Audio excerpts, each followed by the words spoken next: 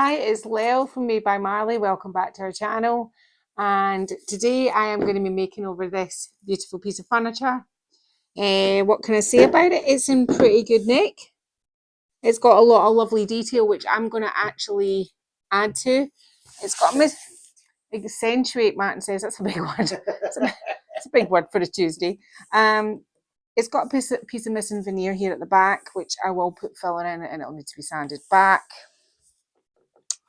What to tell you about it? I paid a good amount of money for it. It wasn't the cheapest thing I've ever bought. I just really like the detail. It's veneered on the top. It's really well made, probably 30s, 40s, I think. Nice, like its feet, like its shape, like its overall. Love all this. So let's get on and do it. Today's video is all about molds. Okay, so I'm about to give you the secret sauce on how to put molds onto furniture. What do you need? You need a soft, smooth, silky brush, one that you can put your release agent, which I use corn flour. I think it's cornstarch other places, but it's corn flour in the UK. I haven't used anything else as my release. This has always worked, so that's what I use. And this box has probably been kicking around for about 3 years. It stays over in the studio. It's fine. Soft silky brush to go into your mold. And I keep a rough brush, like an old acrylic paintbrush, just to kind of do the clean up round about when I've stuck the molds on. And I need a little bit of water to do that. If you're finding it a little bit hard, you can use a scraper or whatever. I'm going to probably put some texture on this, so I'm not too worried about how it goes on, but I've got it anyway. My glue, I use this. It's called Hard as Nails. It's a take on the no nails glue which you buy in the UK. The glue is everything. The glue is incredibly important. I actually buy this glue at the pound shop. I found it. Martin bought it for me about 2 years ago to put molds on, and I have never looked back. In fact, when Martin goes into the pound shop, they must wonder what's going on because he buys about 9 at a time. And every time we're in there, he goes, "Do you need more glue?" And I go, "No, I've got loads at home." He always buys in bulk. So this is the kind of glue I use. And let me explain.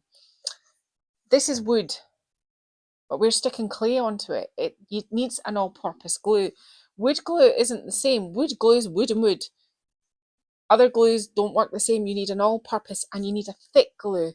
Save all that tape. And if you go back to some of my older videos, I did used to tape things on. It has taken me quite a while to get to where I am now. My molds don't chip off furniture. They never did in the beginning, but they don't chip, they don't fall off, they don't move when I'm sticking them on. This is a kind of glue that you need. I'll show you the glue when I squeeze it out. It's just thick white glue like this. So anything you can find. I'm tempted to stick my finger in this. Like, there you go, my fingers are already white. That's how it looks. It's thick. That's the kind of glue you need. If it's runny and you have to take your molds on, set your molds down, that's not the kind of glue you need. I don't know if I should just shove the lid back on that, but I'm going to. Right, so we've talked glue, we've talked about what you need. Hard surface.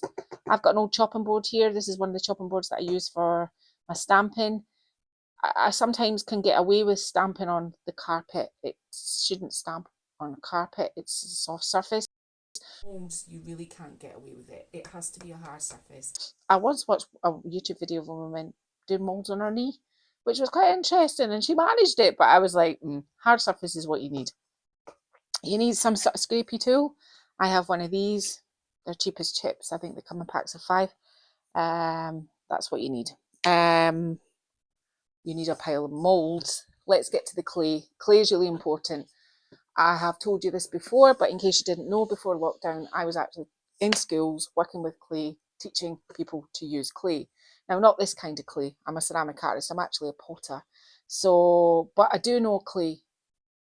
And I think that DAS has been around for, it's been around for such a long time, paper clay like DAS.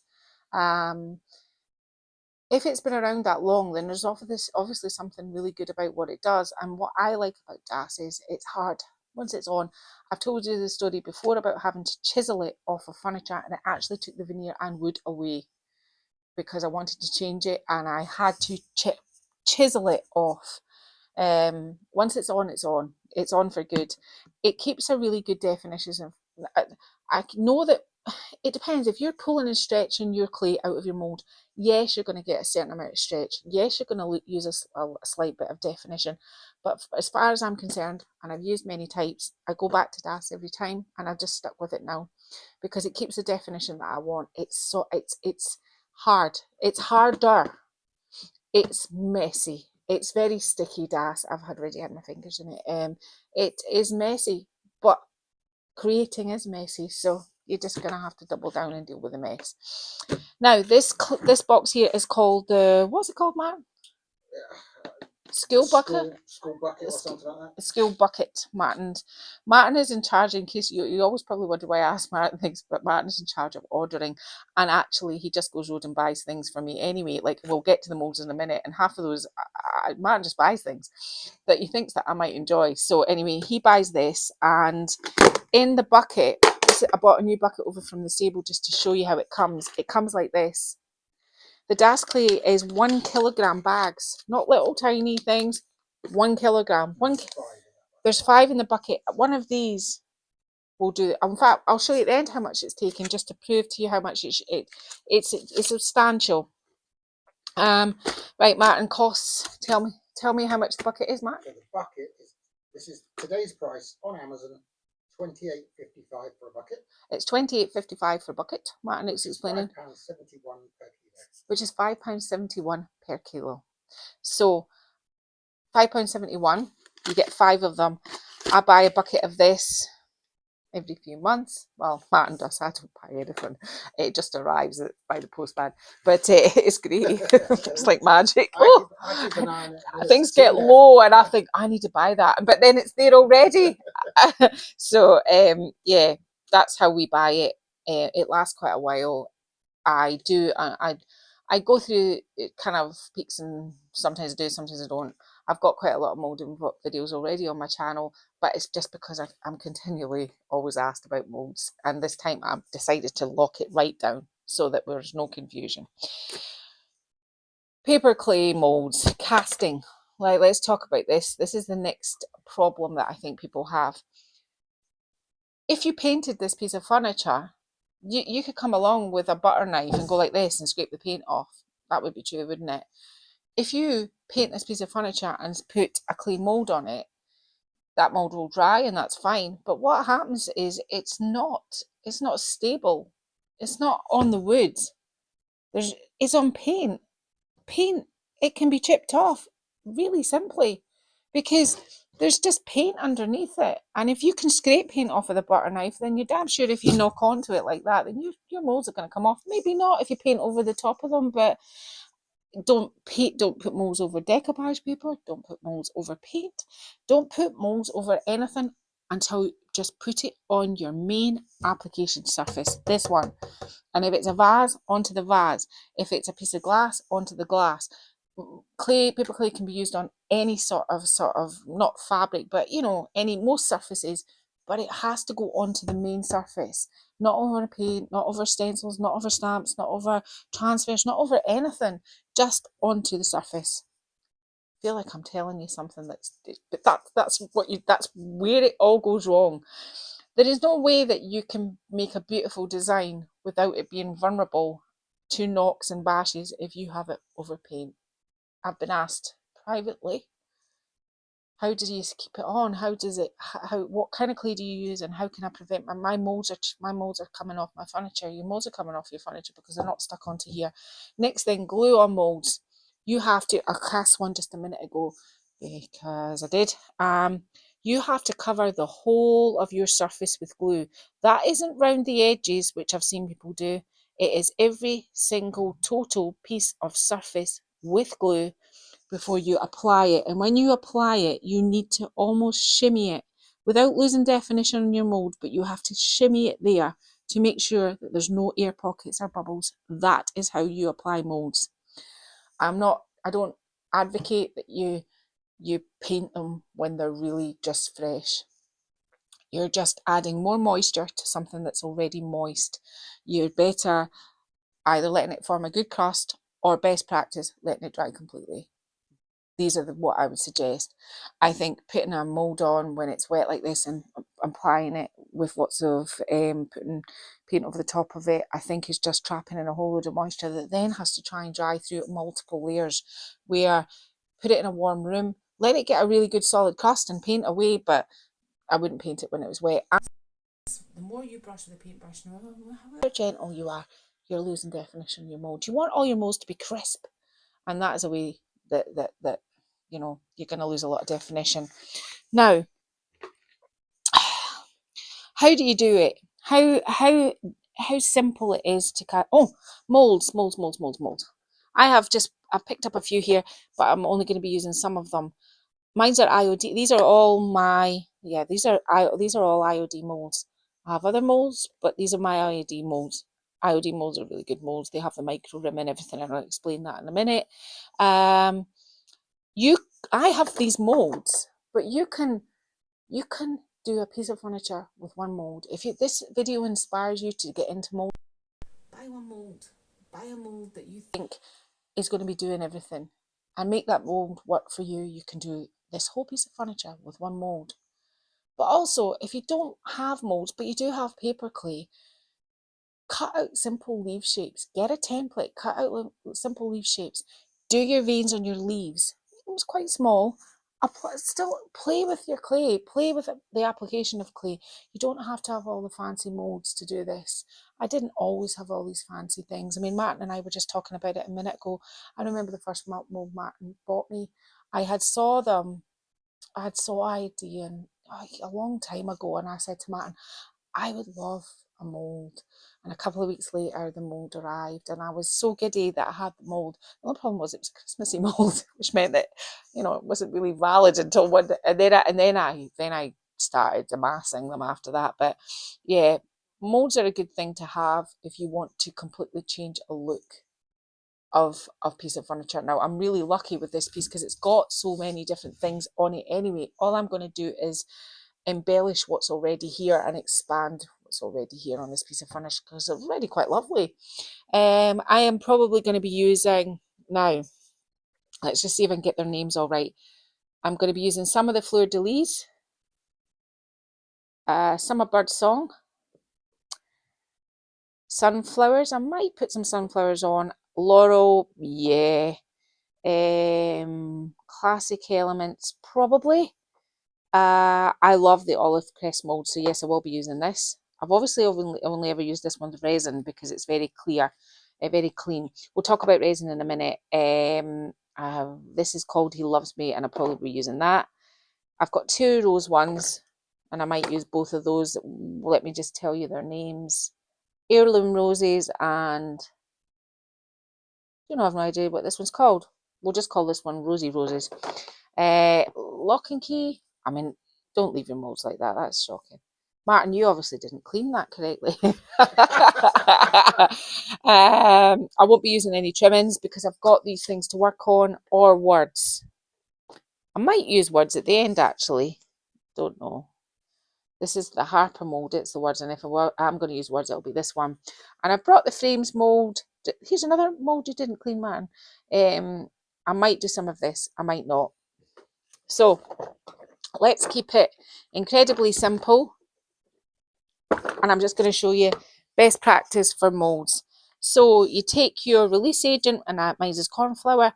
You don't need too much in your brush, and this is where you need your soft brush. Move this out of the way, Martin, so you can see. So you put it in. This is a bit dirty because I've just used it. If I'm really honest, Martin and I just filmed all this a couple of minutes ago, but I'm having real problems with the new microphones that we've got. So the microphones seem to be, I'm too quietly spoken to not have a microphone. If not, people complain and say they can't hear me. So I need microphones, but we seem to just continually have problems with them.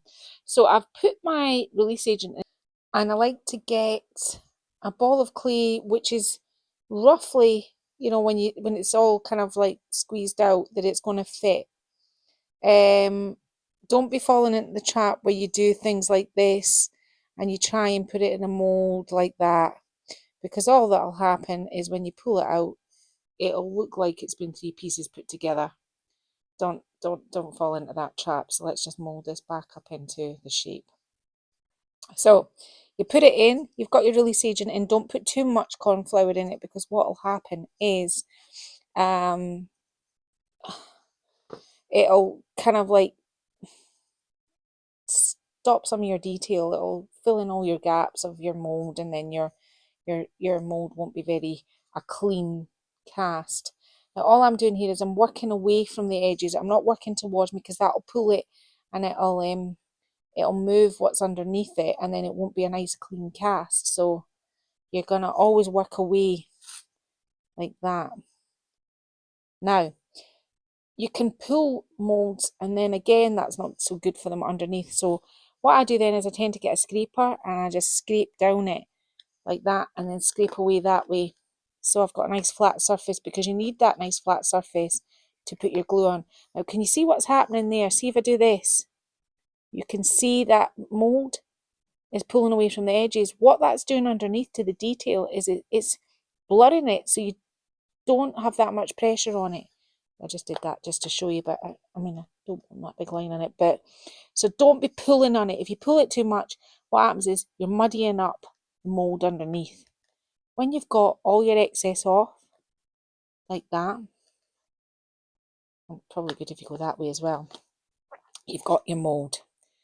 Now, just get rid of all these pieces. It's good if you keep a piece to the side, because then you can stick all your little pieces and parts onto it, and you can use it for your next one. Set that there. Now, gravity pulls a mold out. So when you do this, you shouldn't have to pull it out. It'll just come out. And there you have your mold. And it's perfect. All the definition is there. You've not lost any definition. If there's any bits that you're not happy with, I'm going to be casting so many. I'm not going to be making sure that every one is perfect. But you should have good definition every single time. Like this. I should have picked maybe something more complicated so you could see. Now, if you're going to be using them, just not in a warm room, don't set everything on wood. Wood will absorb the moisture out of your clay. When I wanted to dry things when I was doing pottery, I would set them on boards overnight, so that the moisture would be absorbed into the boards. That would help the drying process quicker. If I wanted to keep things moist to rework on the next day, I'd put them in a plastic bag over the top of them, because that holds the moisture in. So when I've cast things, I just sit them on a plastic bag. They won't stick to the plastic bag, but then again, they won't dry out as very quick either. You can do it like this, lay them flat, and you can freeze your molds and then bring them out to reuse them if you want to do that. There's lots of different ways you can work with them. There's no problem, but I'm going to be using these to do this tonight, so I'm just going to stick them on here for just now. I'm going to go away and I'm going to cast all my molds that I'm wanting out of what I showed you, and then what I'm going to do is I'm going to show you how to apply them. Okay? Okay, so that's taken me a hot minute, and I'm going to get Martin to just scan down. I've done a little bit of a mix of everything, and what I'm going to do is, once I've got my molds on, just off camera, I'm going to get Martin to remove these, and I'm going to fill the holes with wood filler, and tomorrow when all this is dry, we'll sand that off as well and fix a little bit of veneer at the top. It's just that I'm going to put something in here, and I love these handles and they look really good. However, they're going to encroach onto the design. I'm going to have to maybe put some knobs up here, something like that. So these have to go. These don't necessarily have to go, but if I'm replacing these are going to have to go. So you can see my dilemma. I'm going to work on this door, and whatever I do on this door to this mark here is going to be the exact same on this. So I haven't really particularly thought this out, because I always think that putting molds on furniture is just a bit of fun. So that's all I'm going to do. So I think I'm going to start with centre, because that makes sense to me. So I'm going to take this one here, which is from the trimmings. No, it's from something Elements. I've forgotten what the name of it is.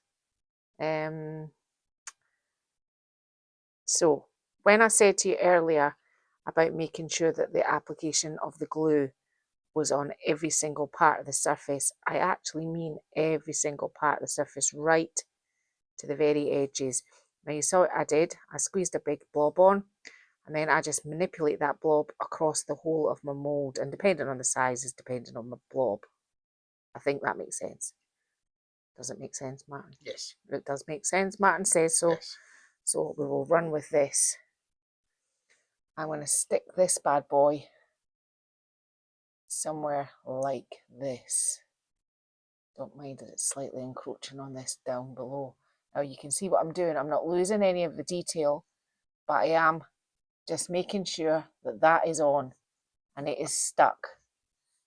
And it is on, and it is on all edges. I haven't got tons of glue seeping out. I just have it the way I want it. That one there. So I'm going to do the same down the bottom. Now, I'm not going to make you watch me do the whole of this, but I'm going to do enough that you get my idea of where it's going and how I'm applying my molds. Because then everybody's sure. Everybody's sure. Even if I'm not sure of the design, everybody's sure of the application. Right to the very edges, every single time. There's a bit that doesn't have it, make sure that you manipulate it right to the edges. Now, flip this one over, and I'm going to do something. This is where I'm kind of like not maybe in the right position to, it's not, you have to make sure of all cupboard doors and things, but there's no cupboard door or anything that's going to hurt this one. This is where you have your little brush just to do your cleanup. See how easy I cleaned that? Just like that. I'm making more mess with my hands actually. So that one's on. I know it's on. It's good. Right. This here forms a natural sort of natural kind of where we're going to follow it on. Now, you can do this in multiple ways, but I've got lots of different flowers here. Now, what I'm apt to do with flowers is get a clay tool and cut them in half. If you cut them in half like this, I'm going to tidy up your edges a little bit from where you've cut them. You can apply, this is where kind of working with clay helps. Can you see what I'm doing there? I'm just bending it into a sort of curve. So when I want to put them along here, I can. So I'm going to half most of my flowers that I have cast. And I've got fluff now on my finger, don't know where that came from. Make sure I've got it right to the edges. And I'm applying that right on to here. Yeah, and it's touching up there nicely. I'm not losing any definition. You can see I'm not pushing so hard that anything's lost. So I'll show you that again. Got my shape. My fingers are quite messy, but I'm pushing in the center like that. Pushing it. That little part there. Pushing it without losing any of the definition to make sure that it goes round this circular shape. And you can manipulate your molds. You can put mold on top of a mold. Let's do something like this and keep it kind of, I'm never going to get this symmetrical. You've seen me try and make things symmetrical before. It just doesn't happen. So why even try? So why even try? Now, because there's dots here and there's nothing in this here, you can use your clay tool and just do some dots. See what I'm doing? I'm just making that work. It's different up here. Doesn't make any difference. You can't see that, but you can see down here. Just making sure that that definition's gone. That's it. So what we're going to do from that point on, I think maybe some leaves. Now I'm going to kind of half the piece. Quite often I do one colour and it goes out and out. What's wrong, Martin? Right. Martin sounded quite perturbed there. I was trying to keep the focus and it all went black. Oh, Martin said he was trying to keep the focus and it all went black. Martin, you're doing an amazing job. I could never go back to the days where I filmed myself. I'm just not good at it. There we go. So here, maybe that there, but maybe with beside that, we can actually put a full rose because it's kind of reasonably, and if you want it to work better, just bash it in a little bit like that. That way it kind of looks like the shape. If you cut it, you're going to have a cut part, but if you just bash it a little bit, it's going to work. So again, blob in the middle. And as you can see, my hands, you're better doing it all at once. and then taking some scrubby soap at the very end and scrubbing your hands. I've still got that bit of fluff. Where is the fluff coming from? Probably from the blanket, Martin. You're just talking too much sense now. So there. And we'll do something like, oh, I've got these parts here, these big long strips. And with long strips, it's usually quite easy because you're just going right along the long strip. But because these have got the pointy bits, you have to make sure that you hit every pointy edge. Everywhere has to be touched. I've already made up my mind that these are going to go along here, like that. Now, you want them reasonably straight, and you want to make sure there's a little bit of a crack there. So I'm just going to take the other side of the clay tool. Just going to fix that there. The same goes for the next piece. Just gonna, now I can lay it on there, or what I would do if I was making something out of clay is I would cut, I mean, be a little bit less crudely than what I've just done. I would cut that so that it fits in along there. Oh, that was the glue. Oh, Martin, I've got fluffy bits. Right. I think you're getting my sort of overall gist of how you put it together and the fluff at the same time. It's like a bonus. There we go. Stick that in there. I don't know where it must be coming from the blanket. And you can see my fix of putting that together there is, I need my paintbrush just to get rid of this glue underneath. Now you can keep dipping your paintbrush in water to make sure that it's kind of doing what you want it to do. But that's going to be along here. This is just going to be all filled out. And I don't want to be too boring with, making you watch all this, but I'm going to just fill all this out in a circle. I'm going to go off camera and fill this out in a circle, and then we'll work out how we're going to make our cut off part so that we can do the piece in lots of different colours. Well, not lots of different colours, in a couple of different colours. Maybe two, maybe three different colours, I don't know. But this is where we're at so far. So I'm just going to go along. If you want this, you can stick this on top of there. I mean, you don't need to be like worried about sticking a mold on top of a mold. If it works and this is where you want it to go. So like I'm quite happy with that, the way that was. So glue right to the edges. There's only so many times I can show you that I'm putting the glue right to the very edges, and I'm not being sparing with it. And I'm just gonna manipulate that. I'm pushing in here with this finger because that's going to enable me to stick this part down. But this little push in here isn't hurting the rose's definition. And then what I can do is I can just use my clay tool just to bed that down in there like it looked like it was. I will pack these clay tools because they're quite cheap as well.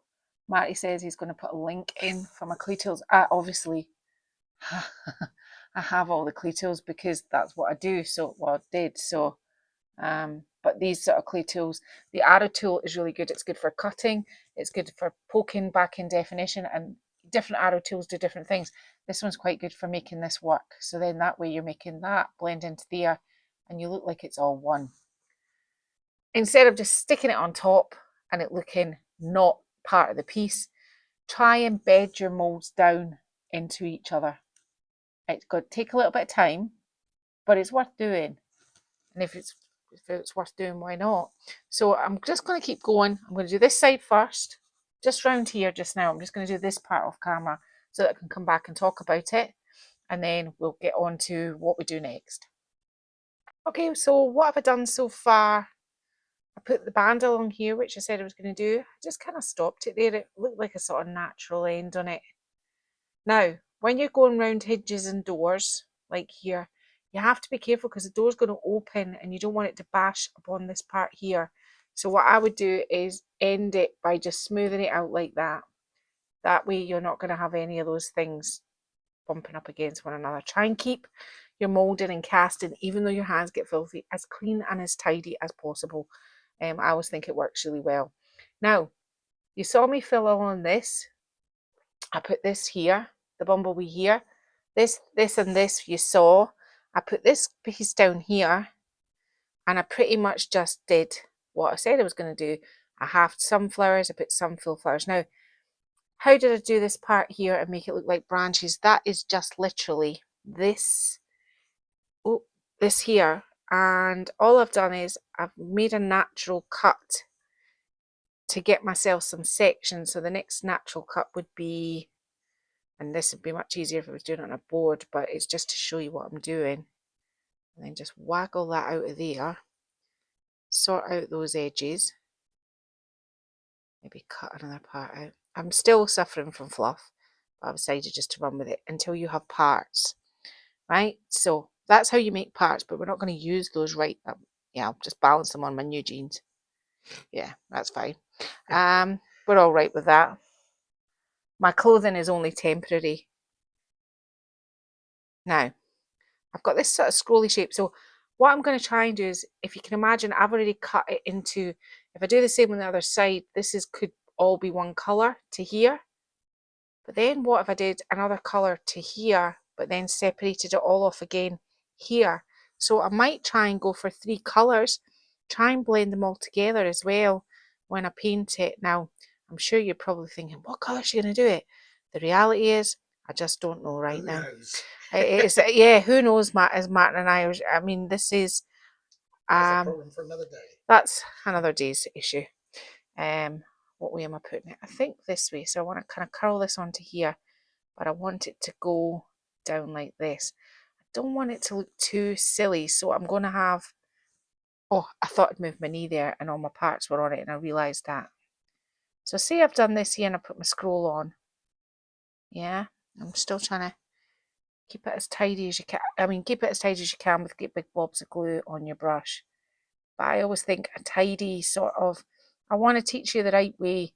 Don't just be slapping it all on top of one another and then on top of the paint and all these other things that I see happening, and I think, you should just do it this way. This is the right way to do it. It just takes time.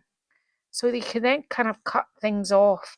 It's the same as when I use parts of stamps. All I'm doing now with my molds is I'm cutting them to get a shape, that looks less one big straight line. One big straight line's never really that pleasing to the eye either. So, you're trying to give your piece a movement, and we're trying to frame it off as usual. So I can see my join in my door there. So I have to be careful with that. I'm not sure whether I'm going to go up the way, but I think I'm going to start here, and I'll think of what I can do to bridge this little gap. I've got one piece left, but I think I'm going to make this look a little bit more sort of natural by maybe putting this up into here. This is the fun part about using molds as well. I mean, you can just, I didn't have a design planned. I just made loads of molds and then decided that this was what I was going to do. So I'm fitting that into that scroll there, because that gives that nice movement. Now here, what could we do here? It's just a small shape, but you don't want it button up because you've got your hinge here. I'm just going to pat that a little bit down with my finger because I don't want any problems. You have to be careful with these parts. This is the bottom of the door. This is where it could be easily kicked. So always make sure, if you've got a little bit of glue in your finger, just take it around there. Make it as secure as you possibly can. These are the parts that I always think are the pieces that are going to be the most vulnerable. As you can see, I've not slapped lots and lots and lots of top of one another. I did put this vine along this shape here, the curvy shape here. I put that along there, but it was connected to the furniture in the inside. It's only, and I put plenty of glue just kind of touching this on the way around. We'll get to this piece in a minute, but I want to show you something. I'm not happy with this and this, but I don't want to put a great big, the answer is not to go, I'll put that on top of there. That makes, the more you put on, the more likely it is to be battered off or knocked off, bumped off, hit off with small children. You want your furniture, if you're making furniture like this, you want to make it last. So I'm just going to pick up another piece of this again. And this is from the Olive. I'll tell you the name in a minute. Mold is behind me, I think. I'll tell you the name of this one in a minute because I think this is a really good mold, this one. It's got a lot of potential.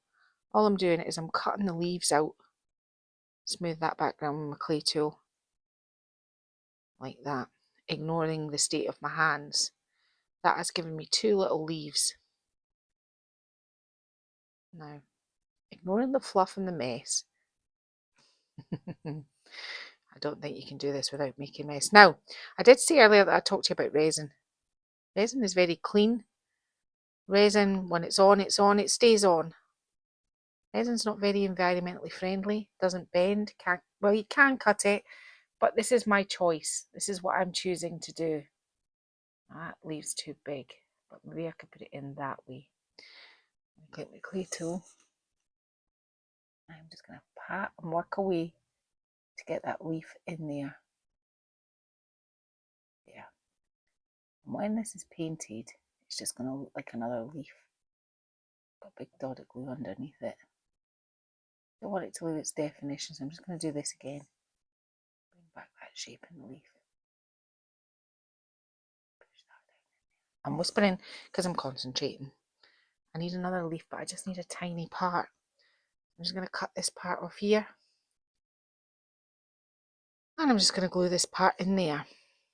Now this, I know, can be quite boring to watch, but it's just so you can see what I'm doing. So I've fitted that in there using my clay tool.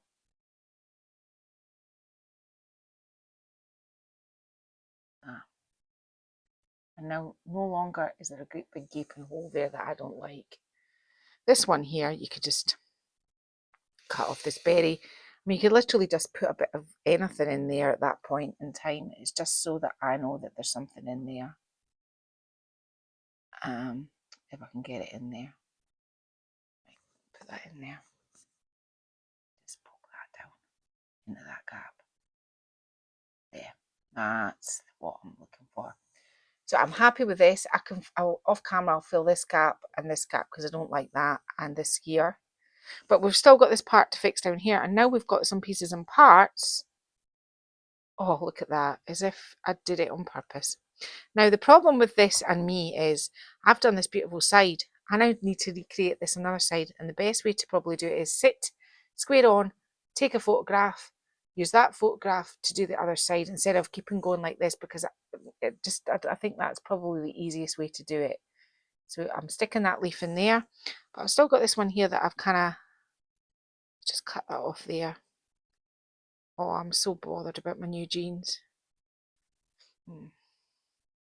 Yeah. One more thing, I'm going to stick this up here. So you understand what the principle is, making sure all your glue is on your molds, making sure that everything is really adhered. It's not just stick it on and then leave it. You have to kind of work with it, make sure it's stuck on, and keeping it as tidy and as clean as you can as well is really important. I think it is. I think making it nice is important. If you're a bit worried about things being too sticky, just wet your paintbrush and just do this. See what I'm doing? Just going around it. And then just take a baby wipe and just do that. You're not making it any less gluey, you're just getting rid of some of those big patches of glue. But I can go way off camera and fix all these. I just want it to be tidy. So if I carry on and put a piece here, for example, there is, oh, that I'm not going to cut it with a paintbrush, am I? Take this part off here, and I use this part here, and I stick down here. I know there's no glue on it, but there's your 3 parts. You've got, if I put a wee piece up here as well, so just pretend that this was there. That's not the part that's going to go there, but let's just put a little bit of glue on it just for the sake of argument's sake, right? So it's sticking up there. So you can see this is part 1. Part 2 is this colour, going to be this colour here. And part 3 is going to be this whole box. So that's me got 3 parts that I can colour and I can paint round. How I'm going to bring these out, I know for a fact I always seem to use gold on these. I'm not probably going to use gold on these, so that's a bit of a different thing as well. I've got these little tiny bumblebees as well. I think I'm going to do, kind of fill in put some little bumblebees, maybe on this side here, because this side's looking a little bit like it's not got much. So that's what I'm going to do. Photograph here, move over to there. You're not going to see it again until excuse me, until it's dry. But by then, Martin will have taken these handles off. We'll have wood filling in here. They'll have been sanded back. Same with the top and same with the top of the veneer. That's all I've done. Just put my moulds on for tonight. Okay, so I'm going to paint as an undercoat. That's my granddaughter screaming in the background. She's being attended to, don't worry, she just likes to scream a lot. I'm just trying to get ahead of the game and do this now so it's dry for later. So I'm using a chocolate brown, which is Hornflower. This is how it looks. Lovely. This is our undercoat colour. Now, the brush I'm using is a brush I would blend with, but it's not my usual sort of blending brush. This brush is quite soft. The bristles are quite spread out on it. I've already painted the top and the sides. You want a brush like this because this is going to get you in and around your moulds. I've also got a little tiny brush just in case. Now, when you paint in moulds, let me just show you, you can water down your paint a bit to get into it, but you don't want to lose too much detail. So you're going across it. Now, what you need to do is, when you're painting moulds, because you don't want to get to the end of this, heaven forbid, and there's white bits of mould showing, so you have to look at it from all angles. So I'm going this way, looking at it this way at the moment. I will then change my direction and move this way. I will look up and I will look down like this to make sure all of my mould is covered. This is the most important part of when you put moulds on. And you can see there's a good crust on this now. It was left overnight. It's well enough dry to be able to paint. I'm doing a kind of circular motion with a soft brush because that gets it in and around all of my little pieces and parts of my moulds. There isn't any other secret sauce to painting moulds. It's just laborious. You have to go around and around and around and around, poking your brush in all the little holes. Now you're probably thinking this is an unusual base coat, but oh, look at my jumper already. Oh, you know, I don't know. I don't know how people look pristine when they paint because I am certainly never pristine. My work is messy and I'm normally messy. So roundabout we go. And as I said, I'm going to look at it from all different angles once I change position and I'm not filming. Any which way in between the blank parts here like this because you want to build up some texture. And this is all I'm doing now. I'm just going to paint the front end brown and we'll get back to this later on because I'm actually wearing my Nana hat today.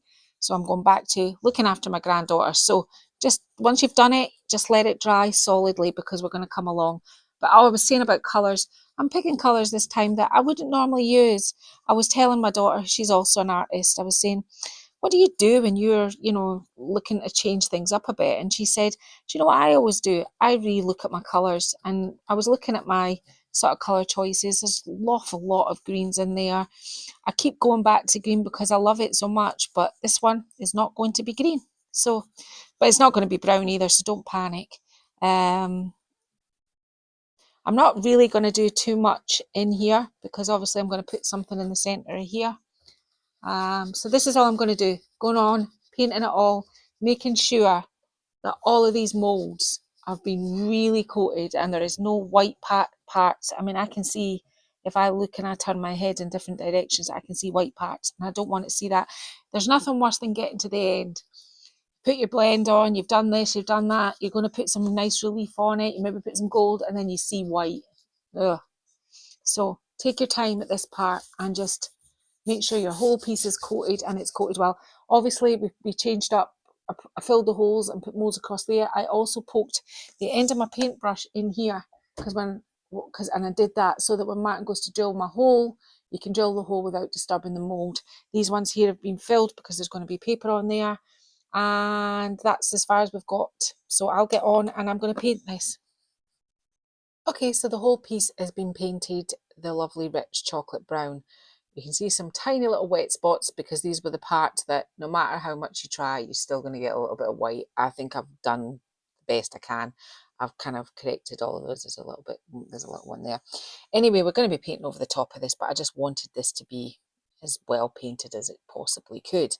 Now, the colours I'm going to be using are 3 shades of sort of dusty salmony pink. And the colours that I've used to mix this colour here, which is probably going to be the darkest of our colours, was some Hornflower, some Antoinette, and some Scandinavian pink. And I mixed them together, and this was the sort of, it's a dusky pink but it's the darkest of the duskiest pinks that I'm going to be using. So this section now, oh, and I didn't tell you this one before I painted it brown. I started last night and doing exactly as the other side, but when I got to about here, I thought, do you know what? I want more of a movement. So I went off piste and just did whatever I wanted. With all the best will in the world, I was quite happy with what I wanted to do. I think my movement's going to be quite interesting. So my first, I don't want to close this too much because I want to be able to get it back on. I'm going to put some tape in there in a minute. So if you imagine this is the line around here, this is my first part and it's going to be this dark colour. What brushes have I got? I have, you know what I mean, business, when I get the real proper blendy brushes out, I've got just my usual blending brushes here, and I've got this one here, which was the soft one, different to this one. That I did the brown with, but I've washed it out and it's ready to go. Got a little one in case I need it. I've also got a round mop brush. These are so soft, you could actually put your makeup on with them. That's how soft they are. They're lovely. I might need these for just a little bit of soft blending around here. But let's get started. So it's not a blendy blend, it's a sort of meshy blend, if you know what I mean. I think I'm making sense. We'll see. I've got my water spray. I'm just going to spray my big blend brush first. Just get that some water into there. I always kind of tend to spray onto my furniture, not so much. I mean, onto my brush, not onto my furniture. So let's go. So we're just kind of doing this. To begin with, this isn't really going to do a huge amount because I'm not mixing any other colours with it, but I'm taking it up to the line of our moulds. But I don't want to kind of eradicate the dark brown around it, so all I'm doing here is just putting this on. So this is where, you know, my bottom half is going to be this colour. The reason why I'm putting it on like this and not painting it on is because I want some of that brown from underneath to show through. So can you see there? Just making sure that, you know, this is the way I'm putting it on.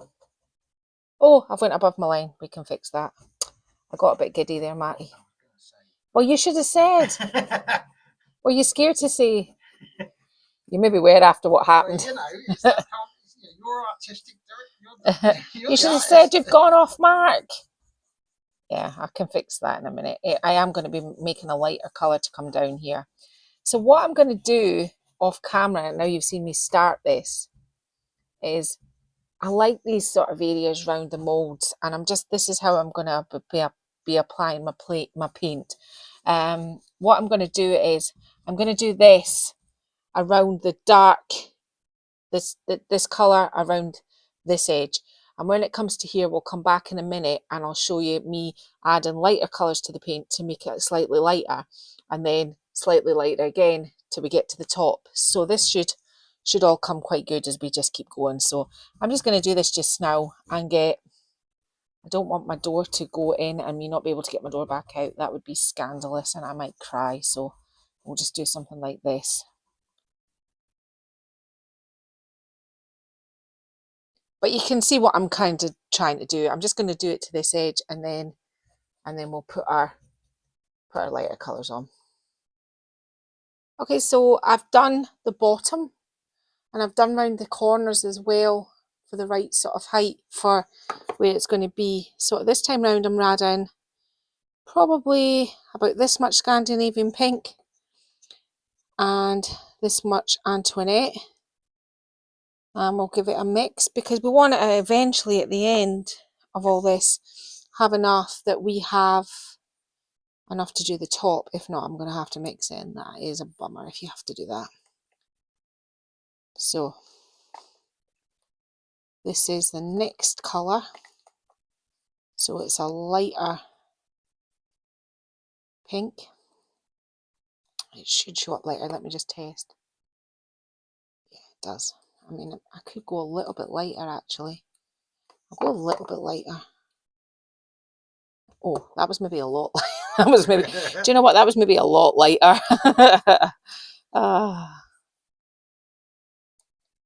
Yeah, I just want to make sure that I get it correctly mixed.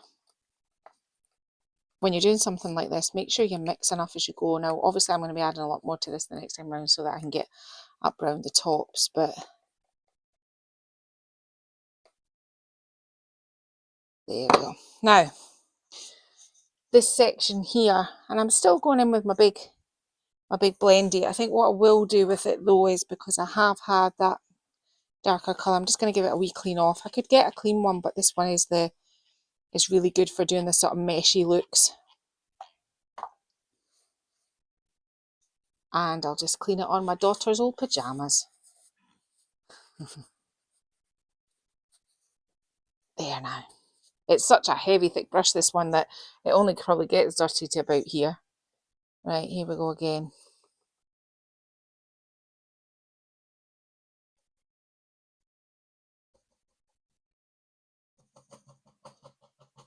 Now, where it's going to get complicated in this, for me, is where to... Now, I don't want to go in behind all those molds. I want to keep all that like that. But the reason why I've got the mop brush, the little fine makeupy one, is to show you what I'm going to try and do here. So, because on here we've got the dark and we've got the light, and you could just leave it like that, but I kind of want to... I'm just going to give this a wee scoosh as well. I just want to...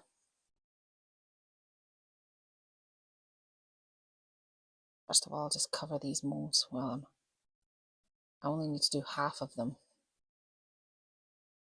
now.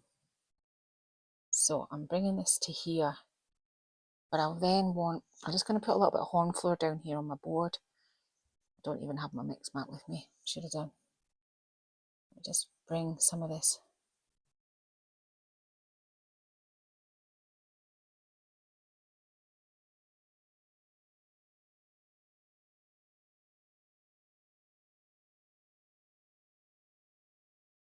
I don't know if you do, but I just love doing stuff like this. My brush is molten. I just love it. So see what I've done there? I've went in with the horn flower itself and I've ran it under the mould. And what it's done is it's created a wee bit of drama up round there, made it look a little bit dirty. I'm going to take that down in here. Now, I'm going to do this all over it at the end, but I just want to show you how that can look. Don't want too much of it. So this is enough for me. I'm not going to do, like, I need to make up my mind what's happening with these ones here. I think these ones here should be this colour before I move on to the lighter colour. But we'll do something like this. Now, I'm going to decoupage the squares on the sides. So I'm probably just going to do the pink on here and then take some of this, separate it off to do the high part at the top so that I've still got the range of colours. Although I can probably mix it for the sides anyway, but you get the gist. I'm going to do the light pink on this side now. And it goes off at a sort of triangle shape the way I've done it. This one here, when it comes to the lighter, we'll actually, I think what we'll do is, we'll not split it again. You could easily split it again and make this even lighter, but I don't want too light a top on this piece. I want to kind of make it lighter than this, but not too light. I just always think that doesn't work. It's not very always sometimes practical. So I'm going to do this on this side, and then we'll get to this light part. Okay, so all I'm doing now is I'm lightening it up yet again, and I'm just adding some Antoinette. I've siphoned off the mid-tone colour for the sides because the sides are going to have decoupage paper on, and it just saves me having to do a whole new mix of paint before I lighten this up. The reason why I'm doing it this way is just so I can show you what I'm doing. I mean, normally I would just, work with the paint and just move on, but now let's just check that it's lighter than that one. I think it is, but I think we could do with lightening it up a little bit more. Not too bothered if there's end up, because I've still got the top and everything to do, so I'm going to need quite a bit of paint. So I think this will, and any leftover, and I'm going to need this for the tops of the sides as well. So yeah, I think we're good there. I'm just going to set this to the side so I don't sit in it. off camera there before, I just put some tabs on. You just stick tape in the inside so that you can open and close your door when you've got no way of being able to do that. Okay, so next one, I'm just going to do the same thing as I did before. I'm just going to spray some water into my brush and just give it a wee wipe down just to get rid of some of the colour that was on before, so it's not too contaminated. Right, now this one's going to be different because this one, from this line on, we're going right up to the top. And once I've done it on this side, I'm just going to go on and do the rest after that, because you've seen me do it. We'll come to all the detail. This is just the beginning. We're just getting started. So this should be, yeah, there is. If you don't trust your mixing and you think, is this going to be lighter? I would pre-mix all your three colours and sit them side by side. Maybe don't do what I'm doing and just mix them on the hoof. That's maybe not the right way to show you.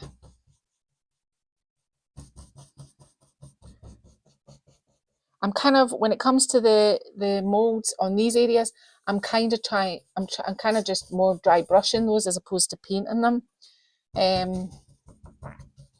They're getting, you know, I don't want to lose the brown underneath, because that's the part that's given quite a lot of definition. And I think we might come back near the end and do some other sorts of, I might just use the salmon pink by itself. Just kind of swirling around there.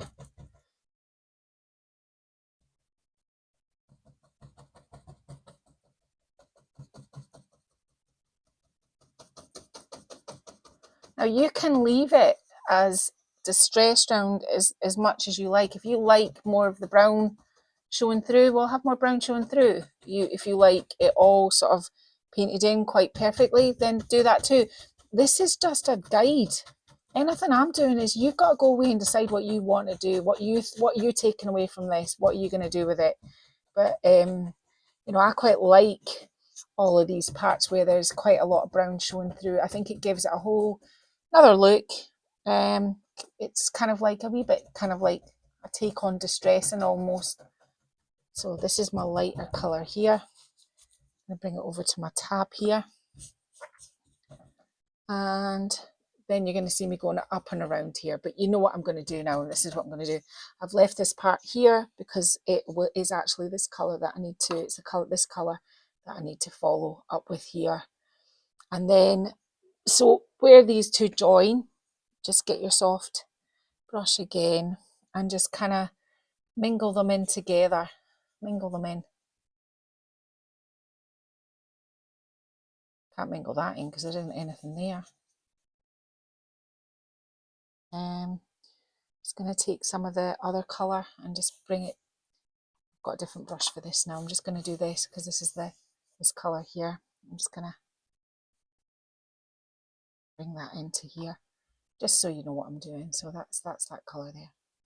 I'm just going to mingle my two pinks together. Oh, it's a lovely brush, but it isn't half shedding here. I haven't used it yet, so.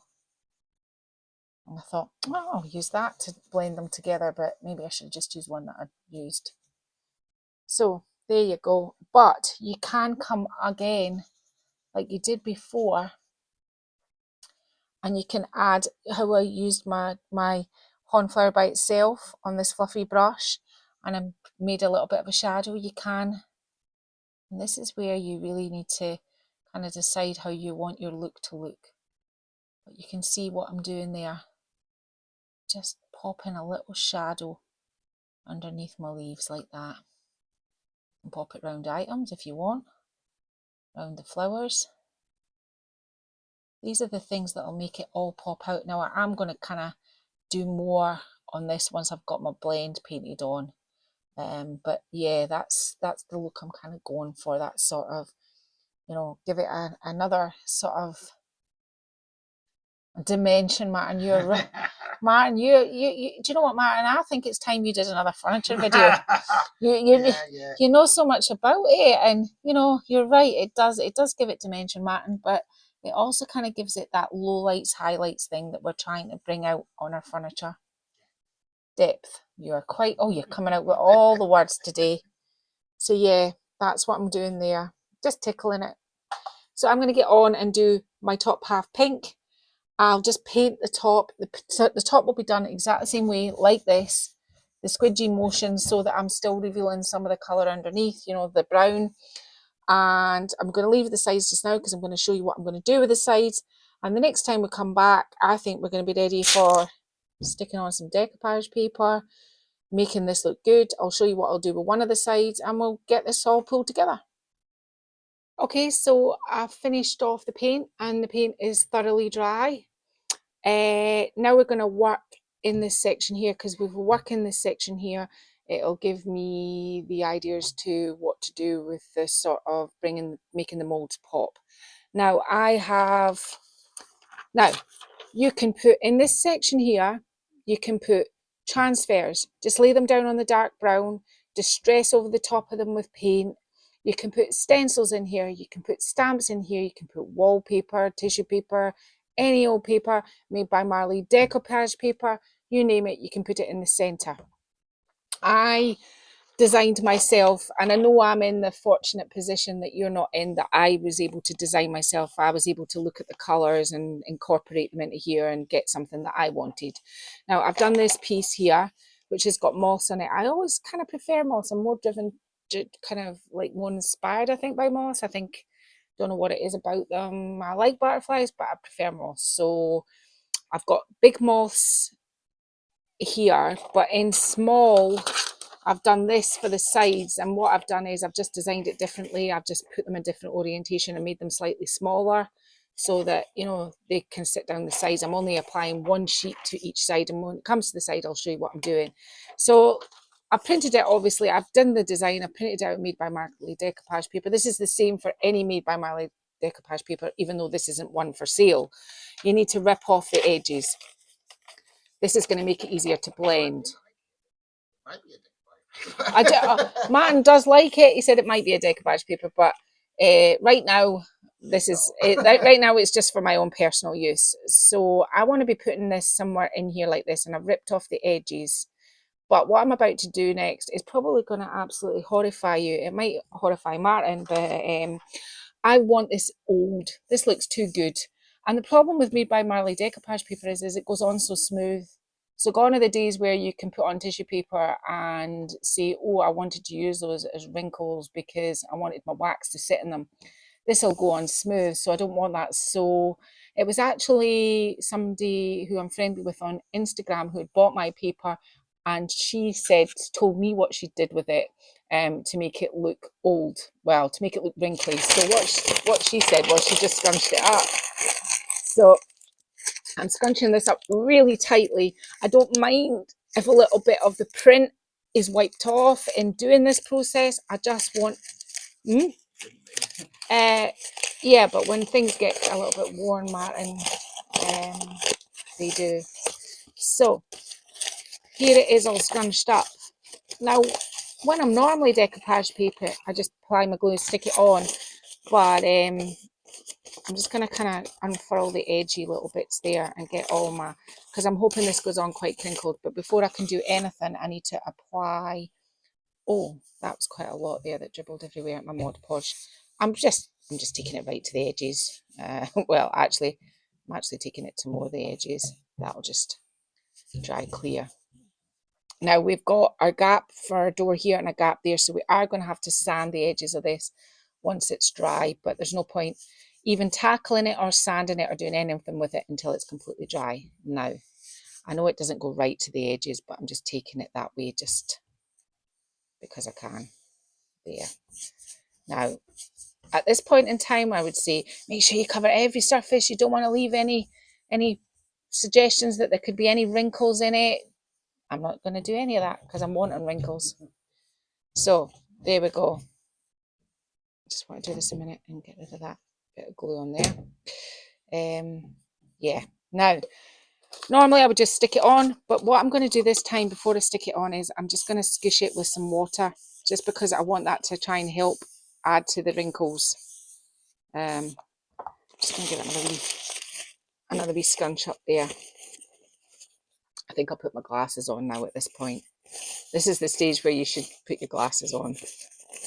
Quite dry up in this corner here, so I'm just going to give it another wee squish. Now, I want my moth kind of being, let's just kind of get our initial sort of where I want to put this.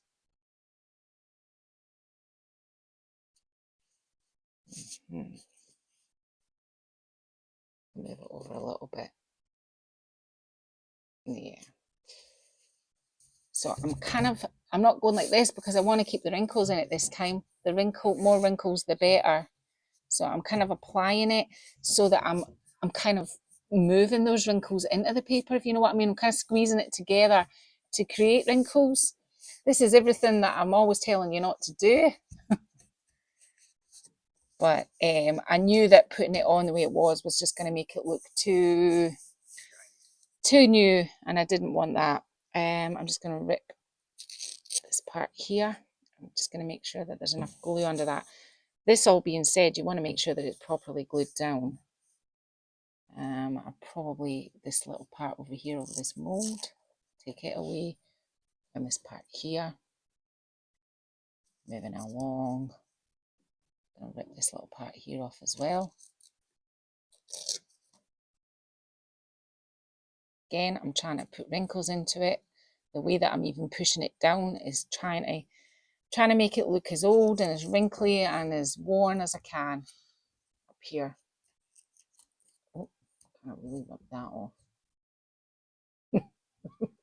Just get rid of that completely. That didn't happen. You didn't see that. There we go. I'm still trying to get wrinkles in it. I want to try and get as wrinkly as I can before it starts to dry.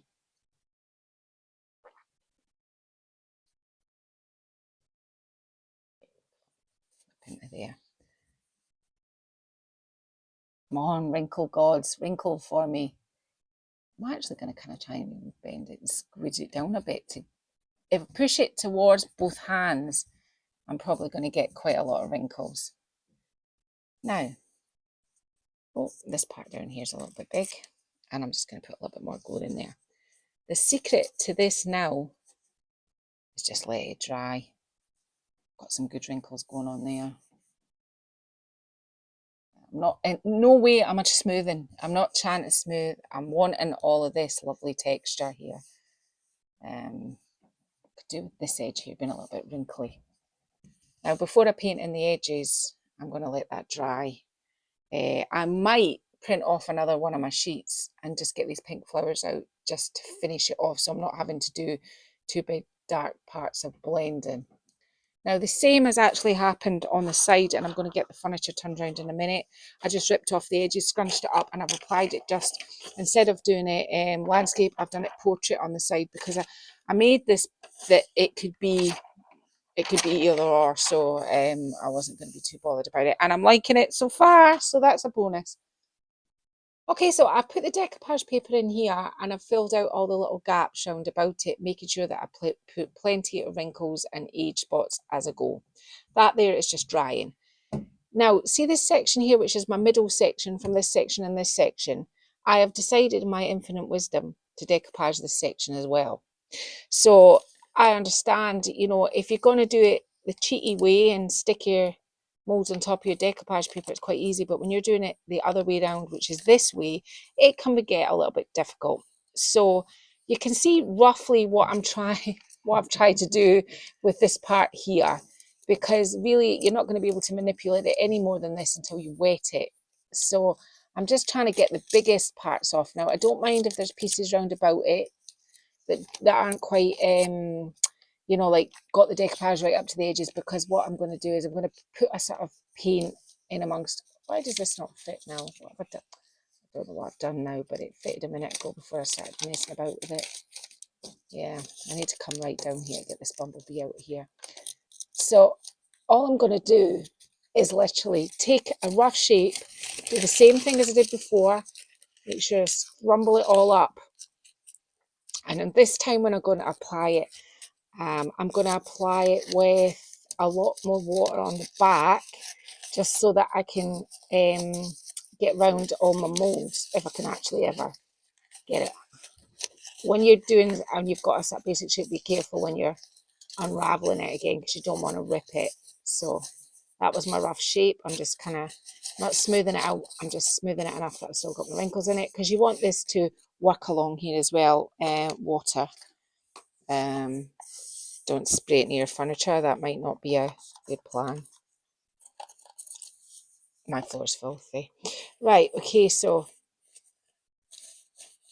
I think I'm just getting the water right to the edges. Apply your glue. And with this kind of thing, you are going to have to do this sort of the old-fashioned sort of decoupage thing, where you're going to have to put pieces and parts together to make it. I'm making sure that my glue goes right up to my moulds for this. And I've probably shot over the mark there, but I'm just going to go right to the edge. You can always apply more. Now, as you can see, I'm being quite generous with the glue. I'm not worried about moulds. They're going to have a treatment, so it doesn't matter if they end up a little bit slightly different colour from where I've applied the Mod Podge, because I'm not worried. Now, just kind of roughly get it into where I wanted to have it. So something like that. And this part come around here. And then you can just start pulling away your parts. I want it to come over this edge. Now, what I'm going to show you here is you are going to have ripped parts like this where the paper is ripped. Don't worry about that. Forge on, because I am going to be putting some washed down paint over the top of it to just fix all of those little parts. Now, it doesn't matter if it's not in all of the shapes. Like, I'm not going to bother too much about going right into the fleur-de-lis there. Just ripping it away where I think, and just trying to make my best fit of this as I possibly can. The end result will look just as good. It's just this way of doing it is, it's a lot more time consuming, but let me just tell you as well, I've added sort of how you feel about your furniture. Doing it this way as well, I am now doing another thing. I'm buttoning decoupage paper up and adding glue around these edges, which makes my moulds even more stable. If you want to have faith in furniture, especially if you're selling it, and this was the question that I was asked recently, I'm sorry, I can't remember your name, that's terrible, but it was about selling furniture with moulds on it, and how do you have the confidence to sell your furniture to make sure that they don't come off. All these little things that I'm showing you, layers of paint, dry brushing, sealer, everything on top of your original moulds should give you the confidence that it's not coming back off. And use the right glue, as Martin says. The glue is key to this. So I don't mind wrinkling this up in here, because I'm wanting to get wrinkles. Now, I'm going to have to work a bit to get this to where I want to go off camera, but you can see what I'm doing there. I'm filling this section right to the edge. I'm just going to get Martin to show you this side here, because I've already done this side off camera. Now, I don't want him to do close up, too close, because I still have to work in, and the glue has to dry, so it looks a little bit uneven. I've pieced apart, so where there was blank parts, I've ripped out the berries. The old-fashioned decoupage way to get this to put together. This here was ripped, so I just added an extra wing. I've put some flowers over the top, and I've put plenty of glue over the top of that. All these little white edges will fix, and all these parts that haven't got decoupage paper in, I'll put colour around them. So this is what I'm doing with this middle section, just as you saw there on this middle section here. So I'm going to get on and do that. Okay, so I'm going to be working on painting the moulds in this half. I've done the other half, but we'll show you that once I get to showing you what I'm doing first. Now, remember, you can do all this with one mould. Just repeat it, twist it, turn it, cut it, get your moulds down. You can put anything in the centre here, hand painting, transfers, you can stencil it, you can stamp it, you can use wallpaper, wrapping paper, any kind of paper, and you can stick it in there. I'm just giving, this is what I'm doing, is just a way of showing you what I'm doing. You can do whatever you want. I don't want you to think, I don't have that paper, I don't have all those molds. You can do this. I would start maybe smaller. Smaller is always good than bigger. You don't have to scrunch it up to give it an edge look. You can put your paper down. If you're using tissue, you're probably going to get a certain amount of wrinkles anyway, so don't know what you feel about that. That's your choice. All of this is your choice. You don't have to put the dark blending around here. You can just keep it pale. You don't have to put the decoupage paper all the way out to the edges. This is just ideas. So how are we going to make this here look a little bit better? So for this side, I chose to use the darker green and then blur it away with my finger. I'm using it. I'm quickly show you this side just so you can see the dark green works better on this side. On this side, probably doesn't start to make any sort of sense until around here, but green is what I've started with, and I couldn't do my internals on different sides, different colours. I probably could have. There isn't any rules, but this is what I'm choosing to do. So all I've done the whole thing so far with just this little brush. I mean, paint everything. I've done everything with just one brush as well. So that's another thing you could think of. You don't need all the equipment either. And I'm just shading this out just to give it a little bit of shading. And I'm not being too careful or clever about it. I'm just making sure that anywhere where my decoupage paper has kind of folded on itself and it's looking a little bit grim, I'm just making sure that that's fixed. I think that there is still glue that's drying, so we'll just eradicate that up in there. Down to this edge here, and there isn't any paper in there, so I'm going to put the paint a little bit heavier just to bring that down in there. Anyway, where there's no paper at all, thicker at the bottom, and then you can fan it out with your finger. It's more important that you get it in there. This is kind of gives it, and then just kind of fan that bit out. Now, if there's any really glaringly obvious parts that are a little bit white that you don't want them, all you need to do is, can you see where this is, that piece there is, there's a little bit white? All I've got is my same brush with the green on it, with a little bit of water in it, dip it on it and rub it away, and that will just disappear. Just like magic, Martin, eh? Just like magic. There's a part there. In fact, actually I ripped it there, so... But you don't want to eradicate them all because you spent all the time putting the wrinkles in. It's just the joins we're trying to get rid of. That piece there needs cut. So that is this green, right? So we know that I'm putting the shade I used for the internals was green. What did I do for the internals around here to fix this? Clean my brush off, dry my brush on my knee. I'm using chocolate brown. The colour I'm using here is Hornflower, which is the brown. So all I'm doing here is the same thing you've just saw me do with the green. So I'm taking it into all of the edges and eradicating that sort of, and giving it a little bit of a shadow. So that fixes that. There's bigger piece of paper there. Just gonna get rid of that completely and just paint over the top of that down into there. Now that's already dark brown in there, so we're not going to lose anything in there. So you can see what I'm doing with the dark brown. Again, any lines, just do it, wipe it back. This bit here is particularly thick, so let's just work on that. So I've got the unwatered diluted paint on my brush right now to do that. And it's quite thick in here. I just want to get rid of that there, round here, over the mould there. And you're going to have to fiddle with this a little bit. Wipe some of it back, just to make it look like it's the shadow. So you get what I'm doing here. All I'm doing is I'm going to go round the whole thing. Now I'm getting to the wrong angle now to show you, so I'm not going to go any further with this. But you understand that is what I have done to kind of shadow in here out and to make that work around all the little parts that we couldn't quite get the decoupage in. It's a good look when it's done. I mean, you just have to kind of keep being a little bit more, I need to wipe that back apart. You know, don't want to end up getting rid of it all completely. Like there's too dark. So that's what I'm doing with there. Now, what did I do? Just clean my brush off. What did I do with the moulds? Just going to stop the camera a minute just to move my paint over. Okay, so moulds, you can either put gold leaf adhesive on them and gold leaf them.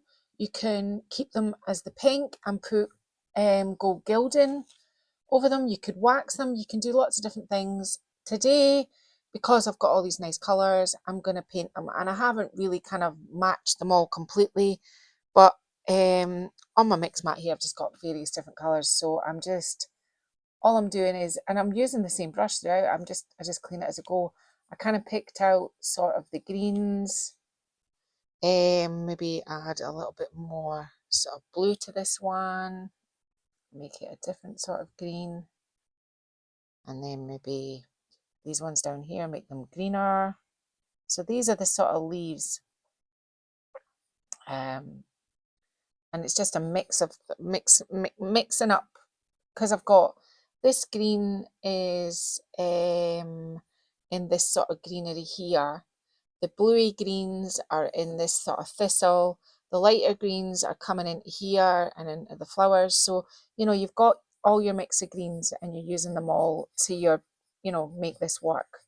So it's a kind of dry brushing and kind of rubbing across it sort of thing. So I've done my leaves. What did I do with the big pink flowers? Dry my brush off. I just mixed myself up a pinker pink, if that makes sense, a pinkier pink. That's going to stand out a little bit more. Sorry, I know you're not seeing me mix it, but I'm just mixing a pink.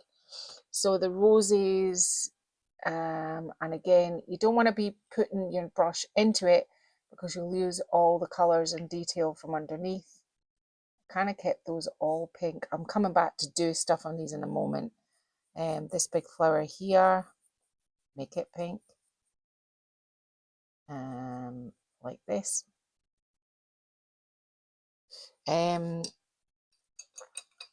going to try and do this section here just so that I'm keeping it all in one section right now and I'm not jumping about.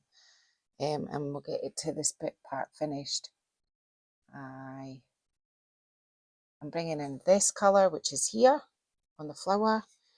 I'm going to bring in the yellow, which is on there as well.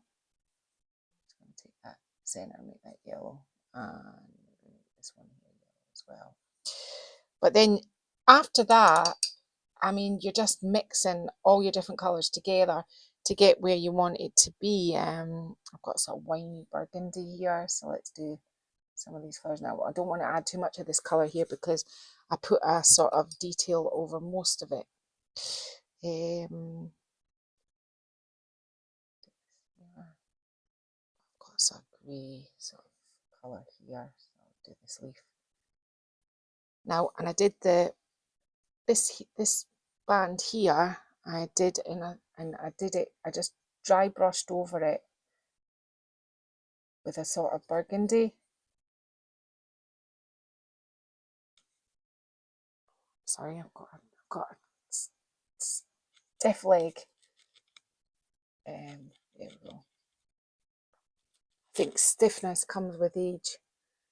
There we go. So now, so imagine this was all completed. Let me just finish this flower here and then you will get the imagined. So that's where pretty much we're at with those sort of colours there. All I did was I took, oh, I'm so sorry. I'm waiting on a knee replacement. That makes me sound really old. But my knee is needing replaced. So, there. I'm using a chalk paste to bring down the detail, and I've done this even across my greens as well. I've just kind of touched them up. But once I did this, I'm doing kind of interesting things. It's all getting a little bit wet for me to do things like mix and match. So where I've got that there, I clean my finger and maybe I want to do a highlight of some yellow here and maybe highlight these leaves off here, some here. And I've literally just played around with my paint enough that I was kind of happy with where it had gone. So if you take this little piece here in context, it's got the green shade, it's got my colours painted on it. I've done the brown through here. All I've done with this is just done it right across the piece, and I'll get Martin to show you this part here, which is it all done. So you can see where I've used all my mix of colours, my greens. I've got to fix that butterfly. I got a little bit giddy with, sorry, that bumblebee. I got a little bit giddy with it. So I've done all around here. I've done down below here too. I've got the crown still to do. I've got the highlights to put on here. And I've done this part up here. And I've put the green along here. So all I've done is just dry brushed over it and done this. Is there going to be something else on this? Maybe. Maybe. But I'll get on and do this first. And then we will get everything, this side the same as this side. And I'll fix that bumblebee. And then we will look at this, how to finish this front off at least, and then we'll get on to the side. I'm just giving you a quick look at what I'm doing with the sides. The sides I stuck it on the same way as the front. There's loads of lovely wrinkles in there. and because I've got the panels on the front now, I didn't need to keep it in 3 different sections because this runs in the middle of it all. So what I did was I've kind of made it darker, pinker at the front, and I've blended between the two, bringing the horn flower in. I've also put it in here just to kind of like make it work as if it's kind of faded. It's got lots of nice texture on it, so when we go to dark wax, this one should be really nice. But I'm just going to do this on the other side as well. Okay, so what's just happened? I finished all the florals off and I sealed it. I sealed it with French Chic Tough Coat, Top Coat. French Chic Tough Top Coat. That's not easy for me to say.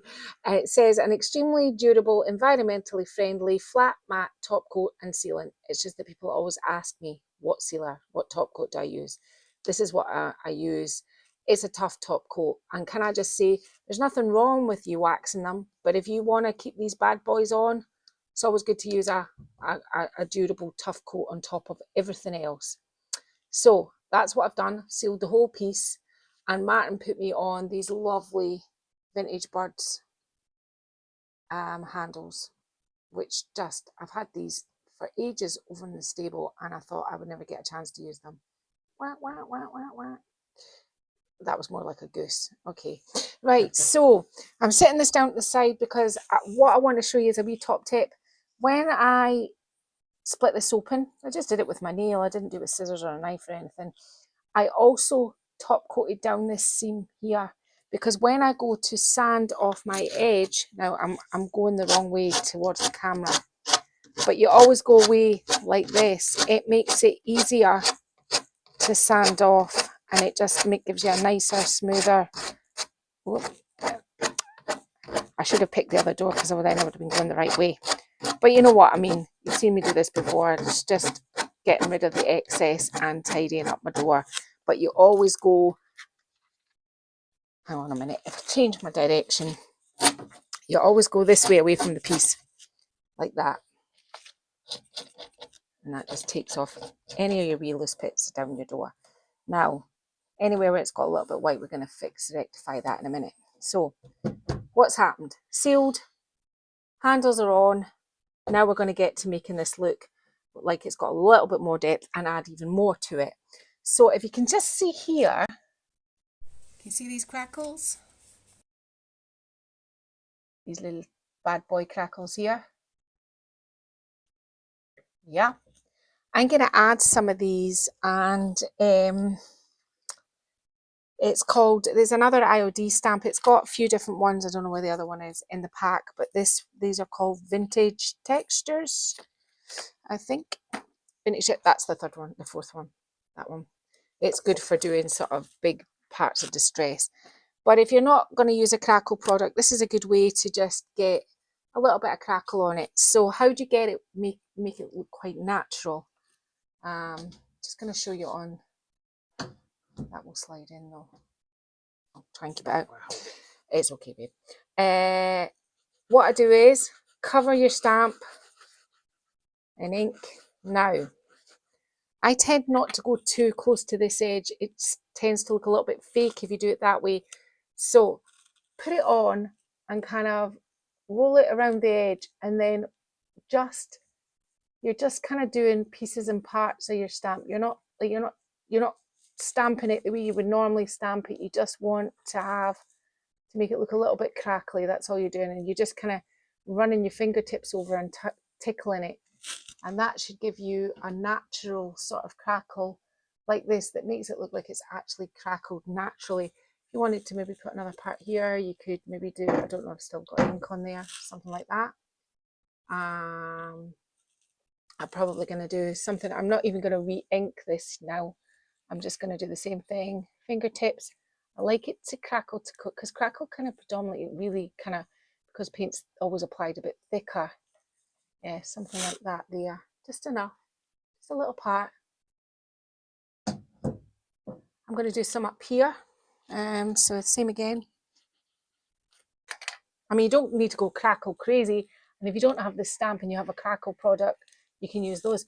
I just sometimes I can get crackle on camera, no problem. Do you know what? If I was doing it off camera, my crackle products would be no problem, but it seems to be every time I do a video and I want to add a bit of crackle, it's either never the right opportunity or I don't do it right, and it just doesn't. Crackle depends on lots of different things, you see. So can you see that? That's just enough there. Maybe ink up my stamp again and do a little bit round here, these birdies. I can get the stamp in to these, where these birdies are. Something like that. And I think that's probably, oh, that's a little bit, see what happened there? That looks a little bit unrealistic. So I'm going to add a bit more up and along to make it look that way.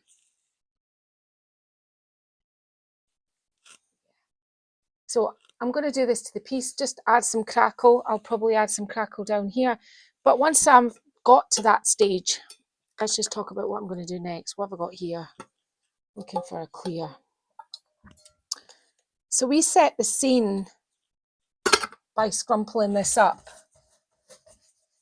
So even though this has been sealed, I'm still adding some clear wax, because that way I can still, with the sealer, you should be able to maneuver any dark wax you put on anyway, but I just like to make sure that I can get it back off. I mean, ask me how I know. It's dark wax, I love it, but you can just have too much of a good thing. So we've put our green in here, but I'm also going to do something like this. Just really darken it down here.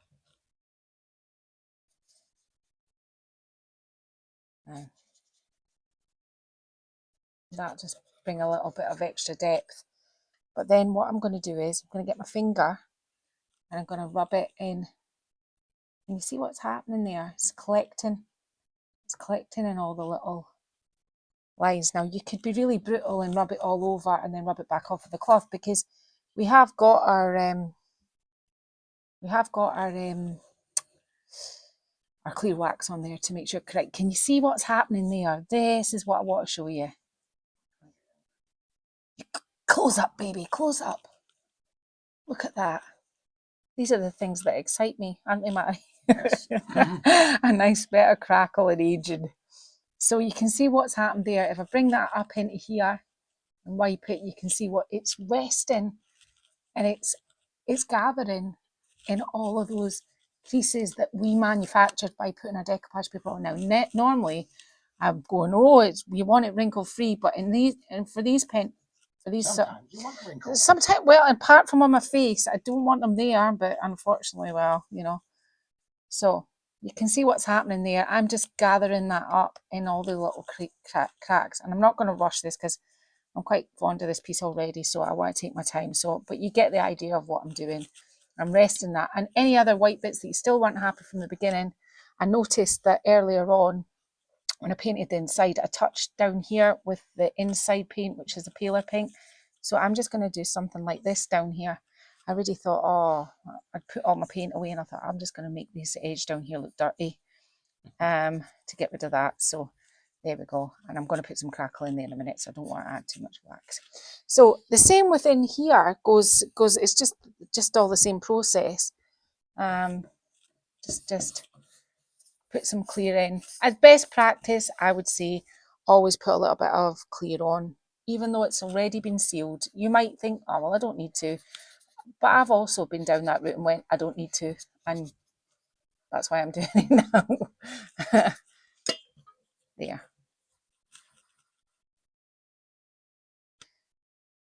Some nice wrinkles down here, I think I can probably gather. Oh, see, it's a good job I'm doing it with clear wax, isn't it?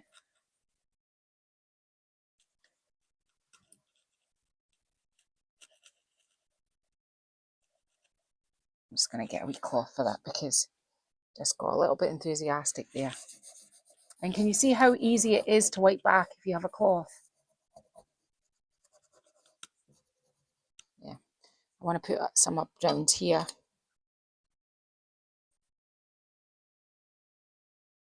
Now, I didn't go ahead and do any of the things I normally do, like put gold or anything in my molds. For once, I just wanted to show you something that didn't have gold over it. I think this sort of dusky beigey with the brown and the pink all works, and so I'm quite happy to do that. So I'm also off camera, but I'm just going to show you quickly. I'm just going to give a bit of a dot in my clear wax again, and I'm just going to go around the edges of these moulds.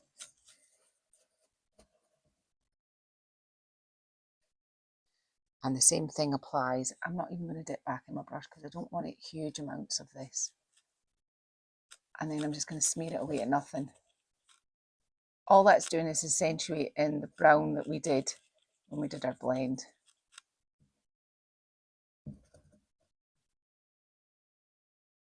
I'm not going to go any further than that right now because I haven't got clear wax in there, but I have up here. So when I've done this, it's going to take me a wee while to get round all this.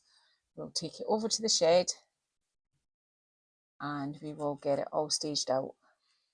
And I'll probably still in the UK have to bring it maybe back over to the house because it's got wax over the sealer and I want it to cure, and the weather is still somewhat unreliable here in the UK.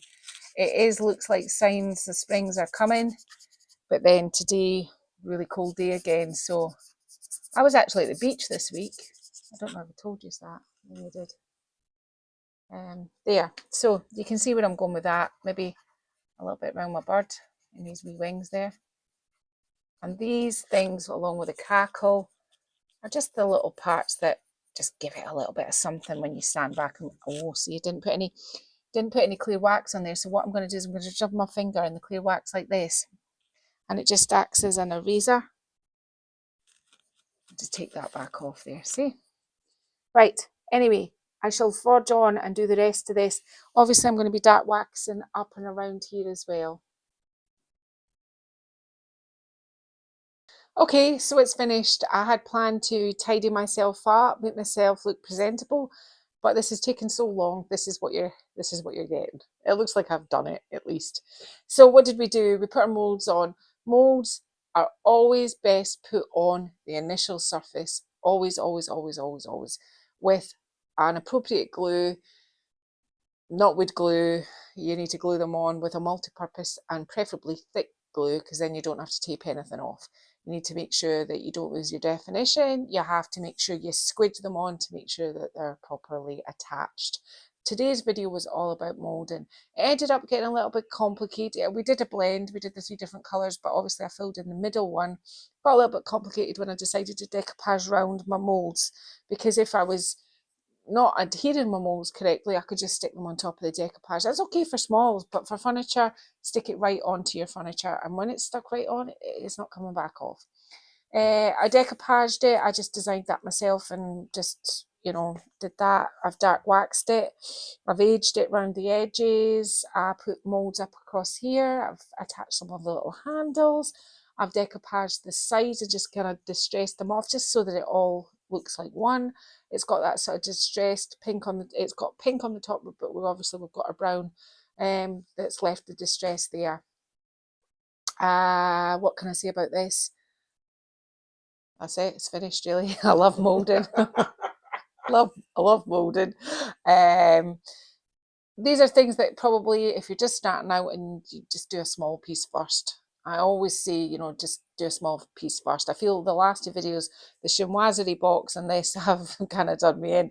Next week, it's going to be something uber simple. So simple. Yeah. It's going to be simple. Martin doesn't believe me, but next week it's going to be something quick. I've really enjoyed this one. I think it's nice to get out your comfort zone and do different colours they wouldn't usually do, and do something that maybe wouldn't usually do. I used to do this kind of thing quite a lot, especially it's kind of the things that sell, with a lots of kind of ornateness, but haven't done it for a while, so it was good. You can finish your moulds, as I said in the video, in any way you want. You can just paint them, keep them the pink when you do your pink colour, and put gold gilding enamel of them. You can gold leaf them. You could put them all one colour.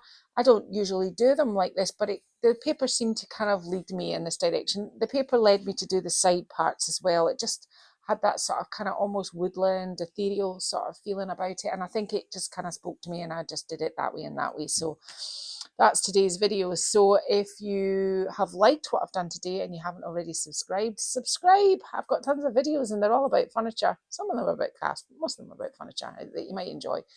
Press the bell so you're notified when we release a new video. Like it, share it, leave me a lovely comment. Some of your comments are just brilliant. Some of your comments make me laugh so much. Some of your comments are really, really very kind. Leave me a comment. And that's all I've got to say about that. So I will see you next week. Thank you. Bye bye.